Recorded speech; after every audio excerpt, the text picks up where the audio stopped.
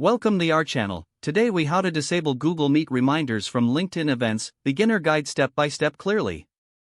To disable Google Meet reminders from LinkedIn events, first, open your web browser.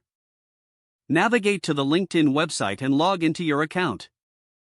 Once you're logged in, go to the My Network tab at the top of the page.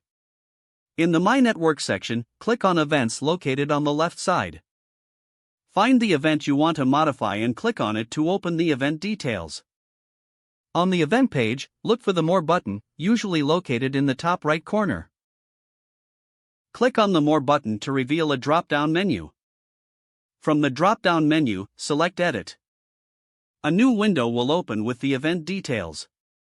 Scroll down until you find the Video Conference option. If Google Meet is selected, click on it to change your video conference settings. Choose None or any other preferred option to disable Google Meet. After making your changes, look for the Save button at the bottom of the window. Click the Save button to apply your changes. Your Google Meet reminders will now be disabled for that LinkedIn event. If you have multiple events, repeat the process for each one as needed. If the page does not load, refresh the browser or try again in a private or incognito window. Make sure you are using the correct email address, then retype it carefully to avoid small typos. If your password is not accepted, use the Reset option and create a new strong password you can remember. Check your spam folder for verification or security emails, then complete any requested confirmation steps.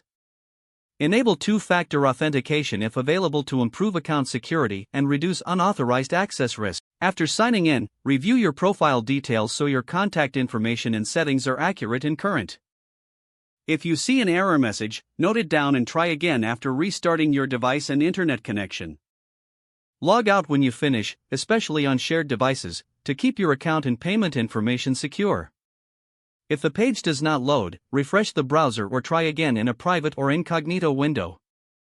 Make sure you are using the correct email address, then retype it carefully to avoid small typos.